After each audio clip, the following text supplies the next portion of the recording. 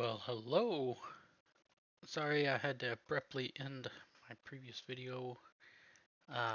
Work started a little bit earlier than I expected, but I'm on it again. Had to fix a couple things, and now I'm going to try to finish this chapter. Um, okay, so the previous run here, we looked at rendering our first component to the screen. Our first set of components, our screen looks something like this, which I just added this just to look at what it looked like. So if we run it, looks just like what they have here in the screenshot. So everything looks good. Um, so here we have an example system, random movement. I don't know if we need to be coding this. I'm going to skip it for now, and if we do, we'll come back up and actually code it. So this example showed how an ECS can get a desperate bag of entities to render. Go ahead and play around with the entity creation. You can do a lot with this. Unfortunately, it's pretty boring. Nothing is moving. Let's rectify this a bit and make a shooting gallery type of look. First, we'll create a new component called left mover. Entities that have this component are indicating that they really like going left. The component definition is very simple. A component with no data like this is called a tag component. We'll put it together. We'll put it up with our other component definition. So I scrolled down to the bottom of this and I was looking at the animations, and I imagine that we do actually want to code this. I'm just kind of reading ahead a little bit. Um, so I do think we do want to actually code this in. So we're going to derive component, and we'll say struct left mover, and then we're going to go ahead and register it down here at the bottom. gs.ecs.register. Whoops.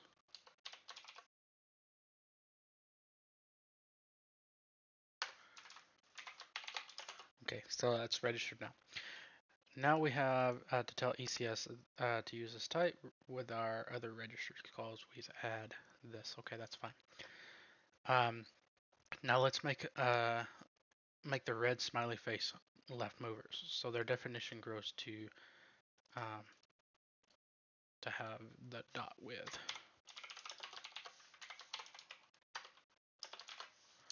Okay. Notice how we've added one line left mover. That's all it takes to add one more component to these entities, and not the yellow @ sign. So, oops, I actually added it to the wrong one. That's fine. Okay. Now to actually make them move, we're going to define our first system. Systems are a way to contain entity component logic together, and we have to run them and have them run independently. There's a lot of complex flexibility available, but we're going to keep it simple. Here's everything required for a left walker system. Okay, so we're going to create a struct here.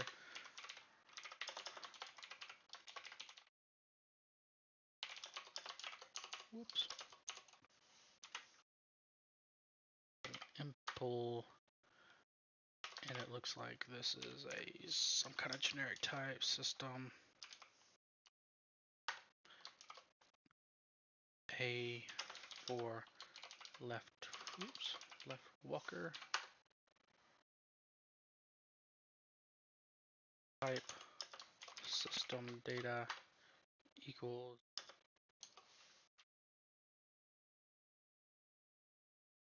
storage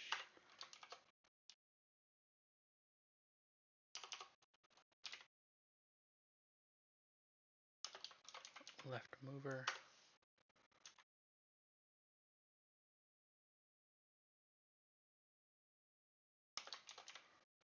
storage a position. Then run. This takes a mutable self left mute position. Whoops. Self.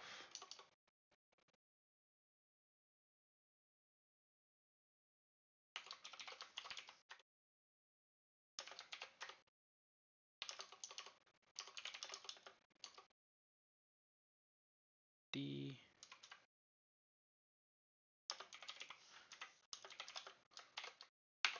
Left D. Mute position. Dot join.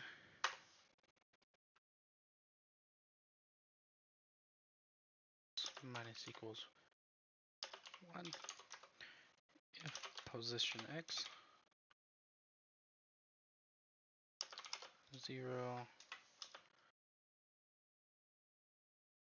X 79. Alright, so this here is having an issue with wrong number of type arguments. Expected 1, found 0. Oh, okay. That's my fault.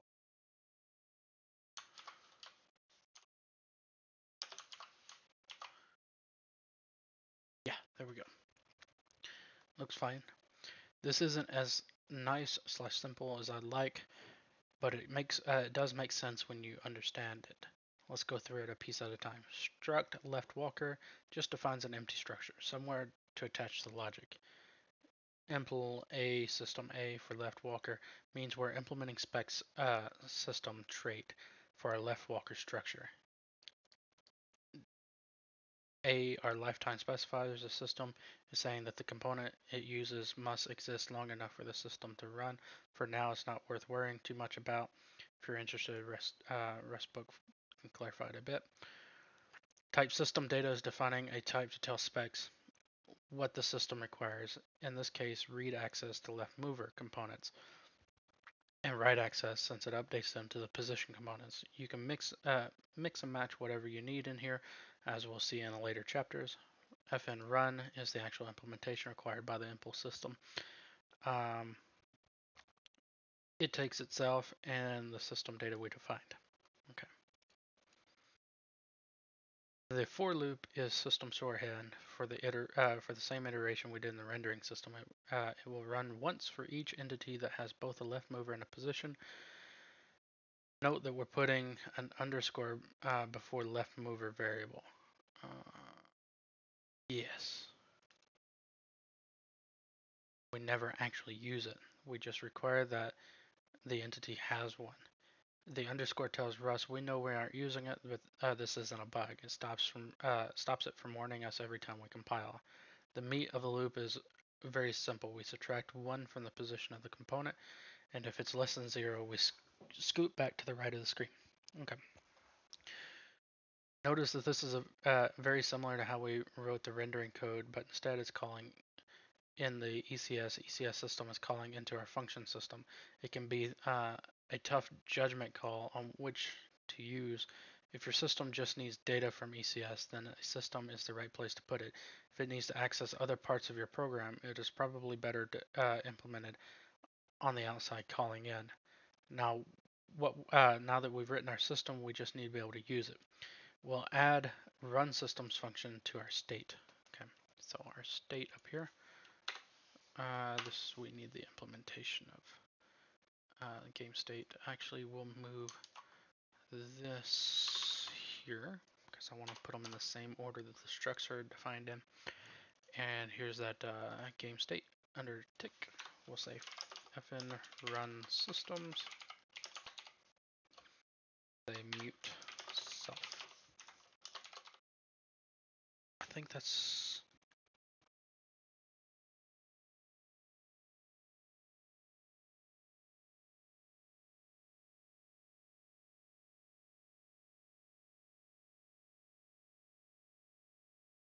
Oh, maybe I have to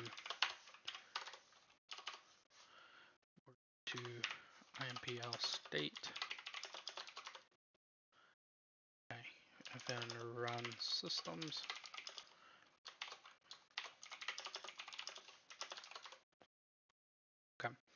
let mute LW equal left walker L run now.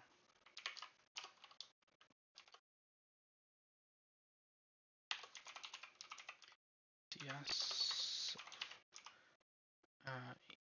ECS.maintain. This is relatively straightforward. Impl state means we would like to implement functionality for state. Fn run systems means we're adding a function needs a mutable, i.e. Allowed to change things access to itself. This means it can access the data in its instance of state with the self keyword. Let mutable LW makes a new changeable instance of left walker system. Run now tells the system to run and tells it how to find the ECS. Self.ecs.maintain spell specs that if any changes were queued up by the systems, they should be applied to the world now. Finally, we actually want to run our systems on the tick function. We add self.run systems. So we'll actually want to do that at the top or bottom. So yeah, it looks like right after the clear screen. So self.run systems. So now if we run, hopefully, it's animated now. Cool. The nice thing is that this will run all systems we register into our dispatcher. So as we add more, we don't have to worry about calling them or even calling them in the right order. You still sometimes need more access to, than the dispatcher has. Our renderer isn't a system because it needs context from our LTK. We'll improve that in the future chapter. So now our code looks like this. If you run it with cargo run, the red smiley face is zoomed to the left while the at watches. So I'm moving the player. Finally, let's make the at move with keyboard controls so we know which entity is the player. We'll make a new tag component, struct player. So we'll come over here. We'll actually keep those together, and I'm actually going to derive, and it looks like component and debug. Struct player, and that's just an empty struct. We'll add it to the registration. That's perfectly.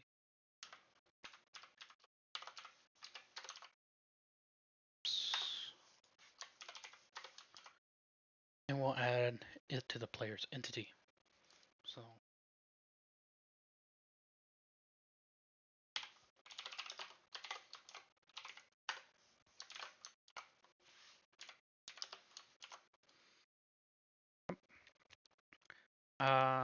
now we implement a new function, try move player. Okay, so just above main here, we're gonna say fn try move player delta x I32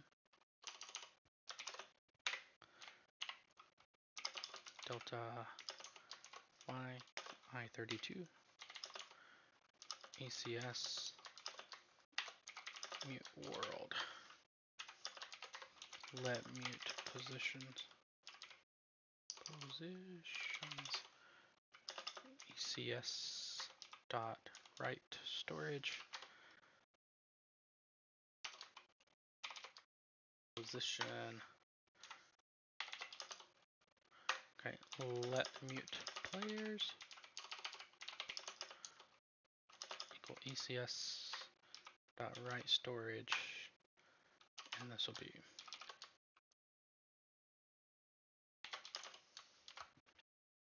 and it says for, I mean this is basically the same that we were doing before. Player posts in mute players mute positions join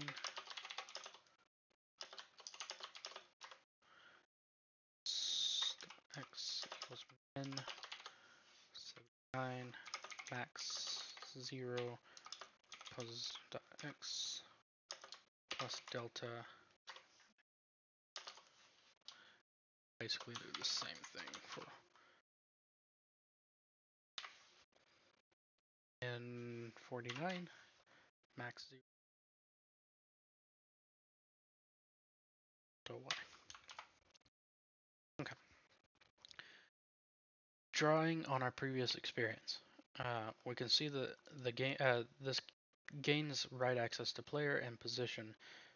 It then joins the two, ensuring that it will only work on entities that have both component types. In this case, a player.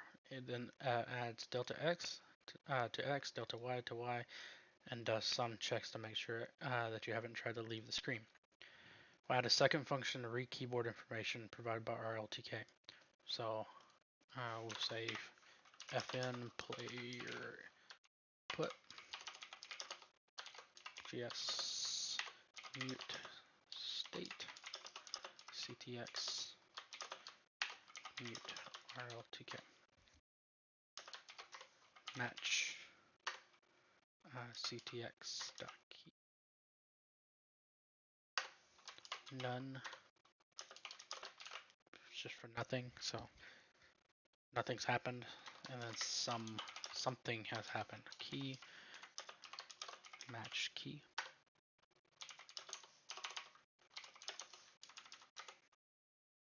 This will be virtual key code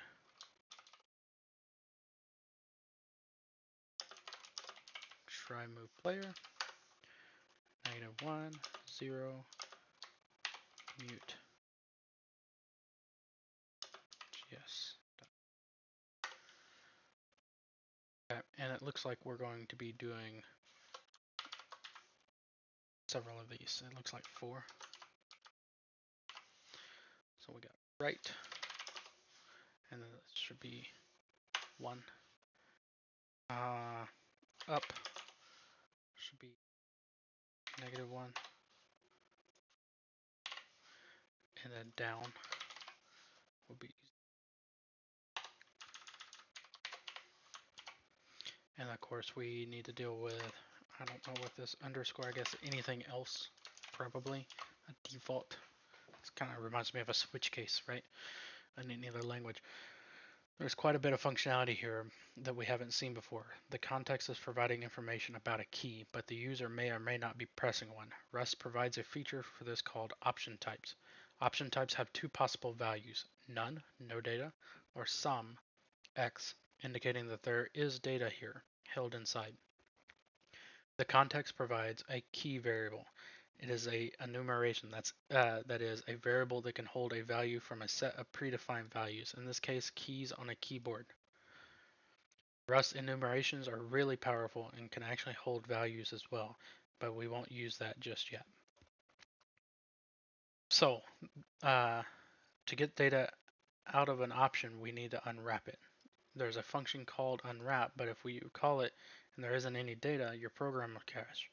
So we'll use Rust match command to peek inside. Matching is one of Rust's strongest benefits, and I highly recommend the Rust book or the Rust by example section if you prefer. I prefer learning by examples.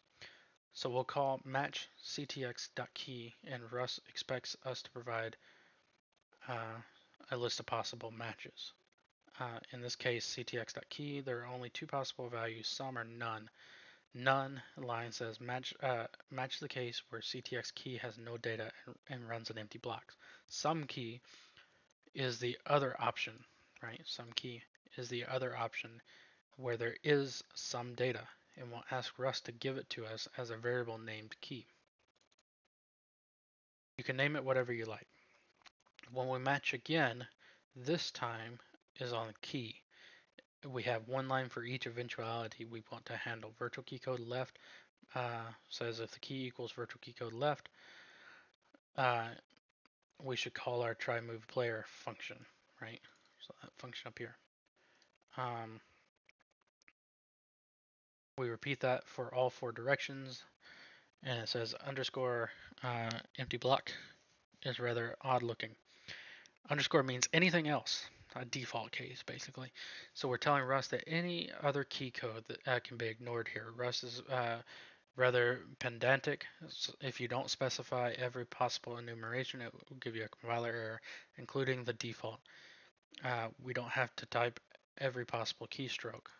The function takes the current game state in context and looks at the key variable in context. And lastly, we need to add it to our tick.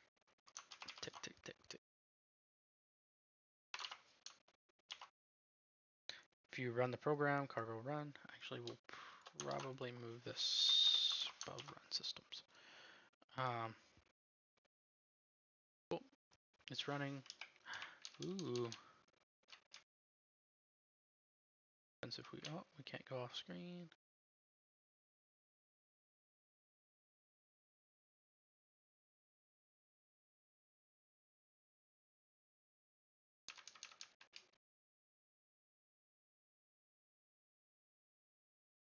That's cool.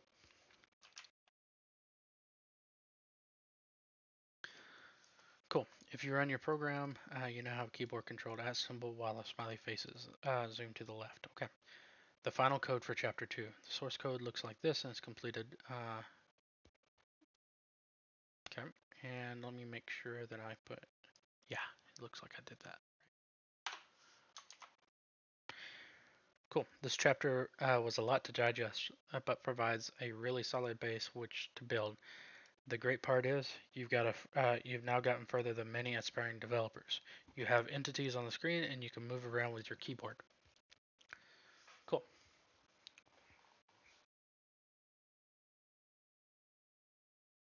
So that's what our game looks like. I'm striving to basically post every video. At the end of every video, we have something that runs. So hopefully you guys found this interesting. Sorry that I had to cut last video off. I made it up. I posted 2 videos today. So yeah. Hope you guys enjoy. Thank you again for watching. Have a good one.